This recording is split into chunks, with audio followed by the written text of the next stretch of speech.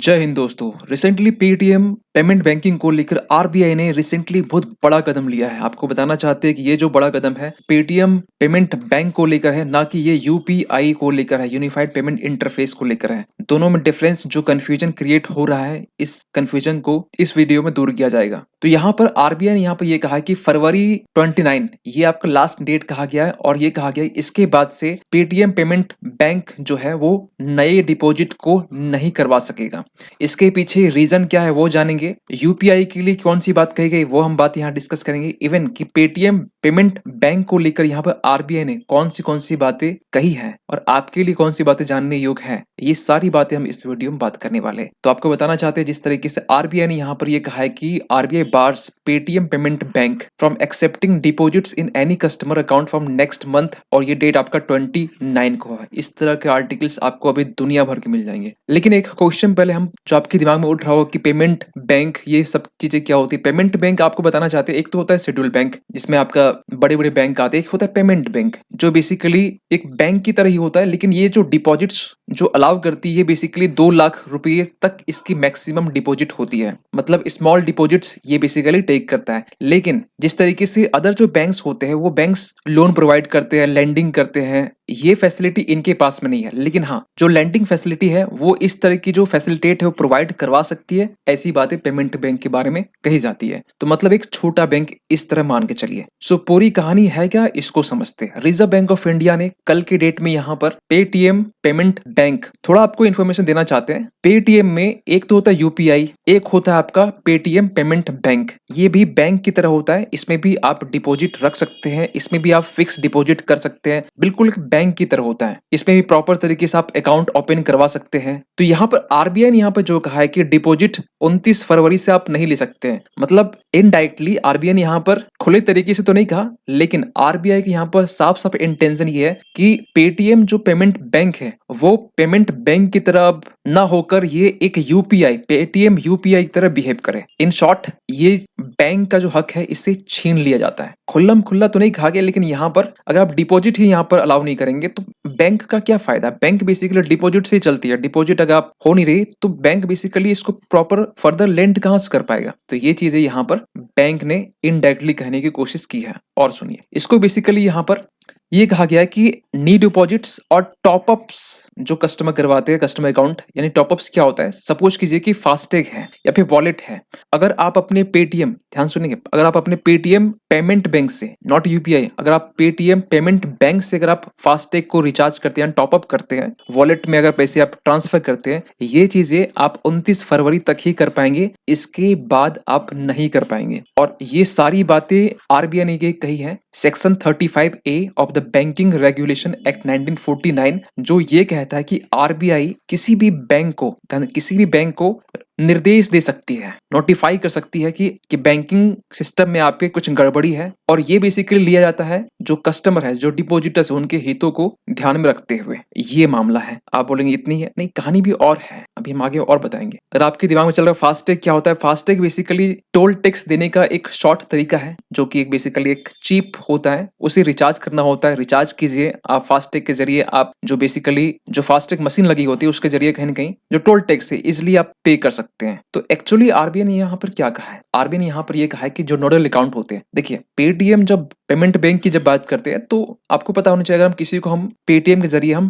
पैसे ट्रांसफर कर रहे हैं, अगर बिजनेस अकाउंट है तो क्या होता है कि उनका एक नोडल अकाउंट होता है, यानी थर्ड पेमेंट होता है, थर्ड जरिया होता है, तीसरा जरिया होता है, जिसके जरिए मतलब हमने ए को, सपोज ए है, बी है, तो ए अगर बी को पैसे ट्रांसफर करता है तो ये सबसे पहला उस अकाउंट में जाएगा जो बेसिकली एक पेमेंट अकाउंट है, पेटीएम पेमेंट अकाउंट है। और ये पेमेंट अकाउंट में जाने के बाद में फिर ये इसके पास में आएगा, फिर ये अपने यूपीआई जो एक्सटर्नल जो अकाउंट है उसमें ट्रांसफर कर सकता है। तो जब ये पेमेंट बैंक की हम बात कर रहे हैं, बेसिकली ही आपका नोडल अकाउंट है, इसे टर्मिनेट कर दिया गया। ये आज की बात नहीं है, ये बात है 2022 की बात है, जब रिजर्व बैंक ऑफ इंडिया ने मार्च 2022 को यहाँ पर एक डायरेक्शन इशू करते हुए पेटीएम पेमेंट बैंक को ये कहा था कि आप नए कस्टमर्स की ऑनबोर्डिंग, जो अकाउंट ओपनिंग की जो बात होती है, आपको पता होना चाहिए कि, और इस चीज में हम भी कभी न कभी हम पढ़े हैं, पेटीएम पेमेंट बैंक को लेकर यहाँ पर अगर आप अकाउंट ओपन करवाते हैं तो आपसे बस सिंपल ये चीज होता है, केवाईसी करवाया जाता है, नो योर कस्टमर, आप सुने होंगे। तो नो योर कस्टमर के थ्रू से अगर आप सोच रहे हो कि इसमें प्रॉपर तरीके से डॉक्यूमेंटेशन, अकाउंट ओपनिंग होती है,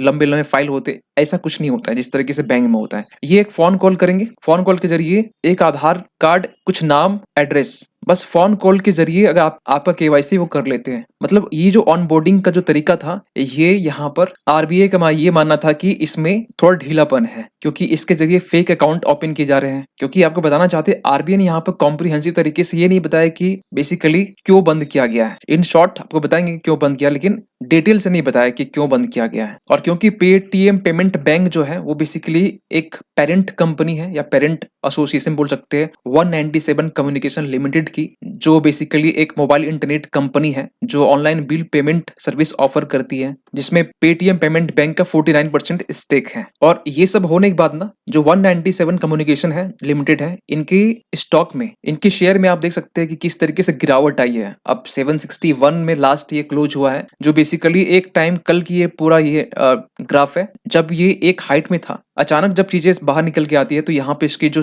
वैल्यू है, शेयर वैल्यू, आप देख सकते हैं यहाँ अचानक ये डाउनफॉल हो गया। सो यहाँ पर आरबीआई ने और क्या कहा है, देखिए आरबीआई ने यहाँ पे ये भी कहा है कि 15 मार्च 2024 तक में जो भी पेटीएम पेमेंट बैंक में जो भी सेटलमेंट करनी है, जो भी ट्रांजेक्शन करनी है, या नोडल अकाउंट में जो भी चीजें पाइपलाइन में है, उसे आप सेटलमेंट कर लो। इसके बाद में कोई भी no further transaction shall be permitted thereafter, RBI ने ये साफ साफ कहा है। तो जिनके पास में पेटीएम पेमेंट बैंक है, उनके पास कुछ डिपॉजिट होंगे, तो वो डिपॉजिट आप इजिली अभी कर सकते हैं 29 तक, फरवरी तक। इवन कि उससे आप वॉलेट में भी ट्रांसफर कर सकते हैं, इवन कि उससे आप फास्टैग के टॉपअप करने की जो बात कहें वो भी आप कर सकते हैं अभी 29 फरवरी तक। लेकिन इसके बाद आप उस पेटीएम पेमेंट बैंक के जो पैसे हैं उसका यूज आप कहीं पर नहीं कर सकते, खासकर वॉलेट में लेकर, चाहे किसी प्रीपेड के लिए या फिर फास्टैग या फिर अदर्स यूज के लिए। लेकिन यहाँ पर आरबीआई ने यहाँ पे ये भी कहा है कि आपके पेटीएम पेमेंट बैंक से जो पैसे विथड्रॉ करनी है, इसका यूटिलाइज करना है, बैलेंस जो भी आपके पास में है, आप इजिली कर सकते हैं। जैसे सेविंग अकाउंट में अगर आपके कुछ पैसे होंगे, या करंट अकाउंट में, या प्रीपेड इंस्ट्रूमेंट, फास्टैग, जहां भी आपको करना आप इजिली कर सकते हैं। लेकिन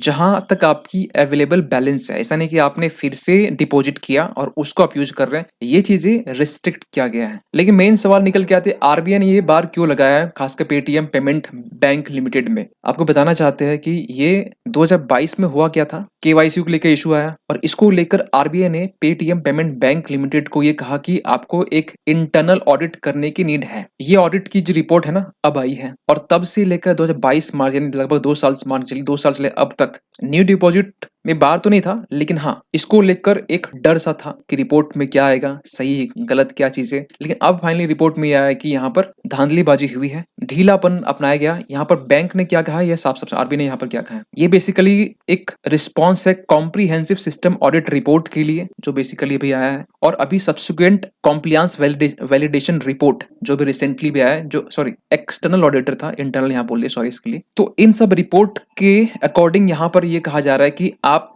article section 35A according to banking regulation 1949 इसका आप पालन नहीं किए। इवन जो बैंकिंग रेगुलेशन उसकी आप अवहेलना किए, नॉन कॉम्प्लियंस, आप लगातार कहीं ना कहीं एक मटेरियल सुपरवाइजरी कंसर्न हमें देखने को मिला है। इन सब बस यही शॉर्ट बातें कही गई है, क्योंकि जब हम रिसर्च कर रहे थे तो उसे हमें मालूम चला कि डिटेल से तो बात कही नहीं गई है। तो इन सबको लेकर यहाँ पर आरबीआई ने पेटीएम पेमेंट बैंक लिमिटेड के ऊपर ये बार लगाया कि न्यू डिपॉजिट्स अलाउ नहीं है 29 फरवरी तक में। कुछ छोटी छोटी कंसर्न्स होंगे जो डेली आप और हम यूजर्स के लिए, वो भी कंसर्न्स इस वीडियो में डील करने वाले हैं। यहाँ पर आरबीआई का प्राइमरी जो टारगेट है वो पेटीएम बैंकिंग ऑपरेशंस को है, यहाँ पर यूपीआई को लेकर नहीं है। यहाँ पर ये कहा जाए allowing customer to still utilize Paytm for digital payment. लेकिन डिजिटल पेमेंट जब भी आप करते हैं तो आप यूपीआई के जरिए करते हैं, और यूपीआई जो है बेसिकली एक एक्सटर्नल बैंक लिंक मांगता है। जैसे यूपीआई अगर आप से ट्रांसफर करते हैं या पैसे भी ट्रांसफर करते हैं तो बेसिकली आपके बैंक से पैसे ट्रांसफर होती है। इसको लेकर यूपीआई जो आरबीआई है उन्होंने कुछ भी नहीं कहा है कि ये प्रॉपर तरीके से आप कर सकेंगे। इस पे कोई भी बार नहीं लगाया गया है, इसमें कोई बाउंडेशन नहीं है, और इसको लेकर आरबीआई ने यहाँ पर कोई एक टाइम कोई रिस्ट्रिक्शन नहीं लगाया है। लेकिन इन सब चीज को देखते हुए यहाँ पर भी कहा जा रहा है जिस तरीके से 197 कम्युनिकेशन लिमिटेड के जो स्टॉक शेयर की वैल्यू नीचे आई है, ये भी कहा जा रहा है कि ये कंपनी के ऊपर एक नेगेटिव डेवलपमेंट हमें देखने को मिलेगा, जो बेसिकली जो हमारे एग्जिस्टिंग कस्टमर है पेटीएम के, उसके ऊपर कुछ इम्पैक्ट हमें देखने को मिलेगा। इवन यहाँ पर जो पेटीएम की जो ऑफिशियल स्टेटमेंट है वो भी अभी तक नहीं आया है इसकी, और ये भी कहा जा रहा है कि इसको लेकर खासकर जो पेटीएम है कि जो स्टॉक प्राइस है, इसमें एक शॉर्ट टू मीडियम टर्म एक स्टॉक प्राइसेस को लेकर एक इन्फ्लुएंस देखा जा सकता है। और इवन कि आपको बताना चाहते हैं कि इसको लेकर जो अश्नीर ग्रोवर है, जो भारत पे के फाउंडर, इन्होंने अपनी तरफ से कहा कि ये जो बेसिकली फिनटेक जो कंपनी है उनके बिजनेस के लिए ये एक सही इन्वायरमेंट नहीं है, हमें समझ में नहीं आता कि ये चीजें क्या हो रही है क्या नहीं हो रही है। तो इनके तरफ से भी रिएक्शन निकल के आया है। लेकिन एक सवाल जो आपके दिमाग में घूम रहा होगा कि पेटीएम ऐप जो आप यूज करते हैं, जो आप और हम यूज करते हैं रिटेलर्स किस को पेमेंट करने के लिए, उस पे क्या कुछ इम्पैक्ट आने वाला है? यहाँ पर देखिए, they will not impact since it comes under the parent company. देखिए इसमें कोई भी इम्पैक्ट नहीं आने वाला है, यूपीआई को लेकर कोई भी इम्पैक्ट आपके एप्लीकेशन में नहीं आने वाला है। जैसे पहले चल रही थी उस तरह अब भी चलने वाला है। लेकिन एक सवाल और निकलता है कि पेटीएम से जो बैंक अकाउंट लिंक है, क्या इसको लेकर कुछ restrictions? There are no restriction on usage of the app to transfer money, या फिर विथड्रॉ करते हैं, या फिर आप अपने एक्सटर्नल बैंक अकाउंट को यूज करके वॉलेट में डालते हैं। देखिए अगर ध्यान सुनेंगे इस चीज को, अगर आप पेटीएम पेमेंट बैंक जो आप ओपन करवाते हैं सेपरेटली अलग से, उसके जरिए वॉलेट में डालते हैं, तो उस पे आपका रिस्ट्रिक्शन होगा, क्योंकि आप उस पैसे का यूज 29 फरवरी तक ही कर सकेंगे, अभी कर सकते हैं, लेकिन इसके बाद में अपने पेटीएम पेमेंट बैंक से आप यहाँ पर वॉलेट में नहीं डाल सकते हैं। पहली बात। दूसरी बात यहाँ पर यह है कि आप अपने यूपीआई के जरिए, ध्यान देंगे, यूपीआई के जरिए जो आपका एक्सटर्नल अकाउंट लिंक है उसके जरिए आप अपने वॉलेट में पैसे ट्रांसफर कर सकते हैं, लेकिन पेमेंट बैंक के जरिए नहीं कर सकते हैं। ये अलाउ है, इसके लिए कोई बात नहीं बोली गई है। तो ये चीज यहाँ बोला गया, there are restriction on inward credit transaction from March, जो बेसिकली पेटीएम पेमेंट बैंक है, इसको लेकर ना आप टॉपअप कर सकते, इसको लेकर ना आप वॉलेट में रख सकते, ना इसको लेकर फास्टैग यूज कर सकते हैं, ना इसको लेकर आप प्रीपेड रिचार्ज कर सकते हैं। तो आप पूछेंगे जो इसमें पैसे उसका फिर क्या? जो इसमें पैसे हैं आप उसको विथड्रॉ कर सकते हैं, यूज कर सकते हैं, लेकिन इन सब चीजों को आप यूज अभी भी कर सकते हैं, लेकिन 29 फरवरी के बाद में इन सब चीजों को यूज नहीं कर सकते। तो आप बोलेंगे सर निकाल सकते हैं? जी हाँ, बिल्कुल निकाल सकते हैं। अपने पेटीएम पेमेंट बैंक में जो आपके पैसे हैं उससे आप कोई काम नहीं कर सकते, उससे आप उसको आप विथड्रॉ कर सकते हैं। तो ये बातें यहाँ पर निकल के आती है। तो इन सब चीजों को लेकर आपका क्या मानना है? आई होप कि पूरी कहानी आपको समझ में आई होगी, एक इजी एक लेमन टर्म में आपको समझाने की कोशिश की है। और इन सब चीजों को लेकर आपका क्या मानना है? आरबीआई के रिसेंटली पेटीएम पेमेंट बैंक को लेकर ये स्टेप कैसा स्टेप है, कमेंट कीजिएगा जरूर। मिलते किसी अगली वीडियो में, तब तक के लिए थैंक यू सो मच।